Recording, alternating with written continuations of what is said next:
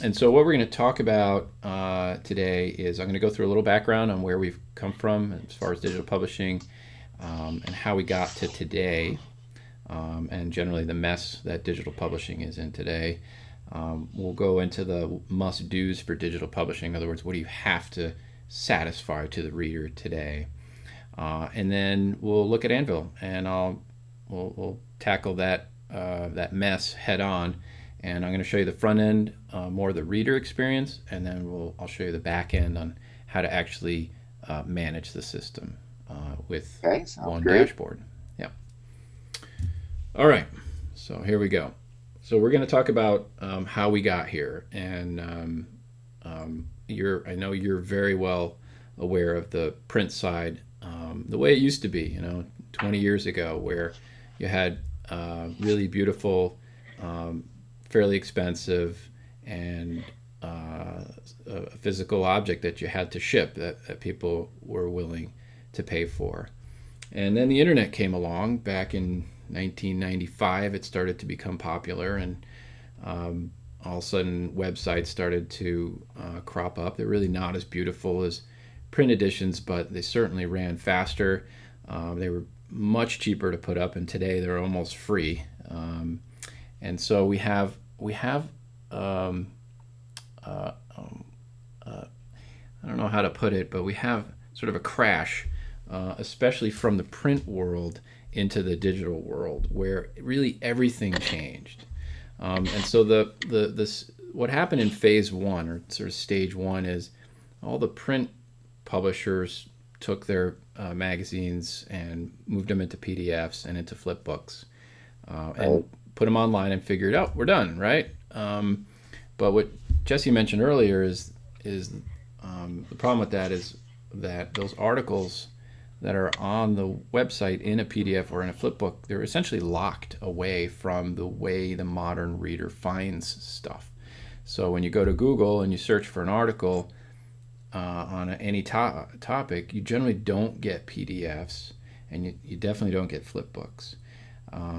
You get live web articles. And the second issue, which is a big issue, is social media has taken over the world. Facebook has over 1 billion users, and what Google actually has done is they've changed their search engine optimization algorithms now. So social pointers drive how articles get found. So if you publish an article that gets shared on LinkedIn or Instagram or Twitter or Facebook, Google sees that. They see how the links are pointed, and if humans are pointing links to these web articles, then that web article will rank higher in search and get found. So there's a whole discoverability that's not happening with sort of the stage one of the web. And Okay. then stage two, or 1A, is some publishers said, well, let's start publishing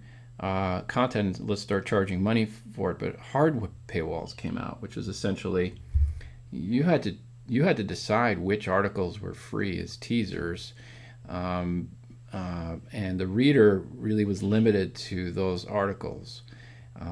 And so the hard paywall, um, again, is blocking most of a publisher's content or articles to Google, and blocking social sharing, which is today the primary way we all discover new information. So that caused some problems. And then today we have plenty of publications with no paywall at all, and what they're doing is putting up these skyscrapers of banner ads. Right, you go to a news site and you just have a tower of banner ads, and there's so many banner ads out there that it's created something that, and I didn't make this up, but It's a um, good term, though. I see it.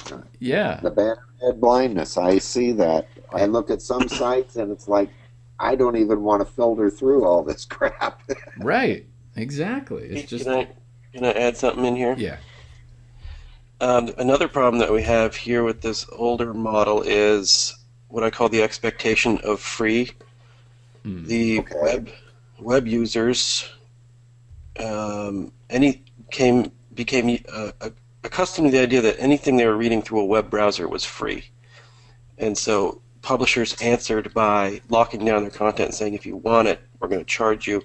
And they countered by saying, well, we'll give it to you for free, but we need to make money too, so we'll put up all these advertisers on the thing. And so what they were doing essentially was disappointing their customers in two ways. And they were confronting them with the reality that content is not free. It's not free to produce, and it's not free to read. And so I think where Pete's leaning with this is the leaky paywall model that we came up with, or Right. that we built, Right. where Pete can explain that, but Yeah. Let's keep going. We'll jump into that for sure. we'll get there. Yeah. So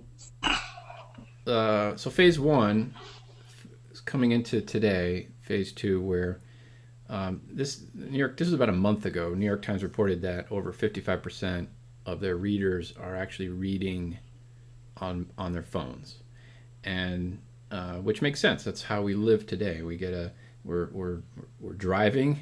we shouldn't be reading. We're standing in a line. We're getting our oil changed. We're basically filling in our gaps in time on our phones with news, Right. and that's how we consume. Nielsen reported this was over a year ago, that most people, over 83% of readers, prefer reading on apps versus mobile view. So even if you have a fully responsive site, we're okay with that. But what we really like is the app. We just pop the app. We can quickly get to the articles. It's fast. It's easy. It sits on your home screen. So that Well, there's no navigating. There's no navigating. Once you open your browser, you got to go to what you want. right.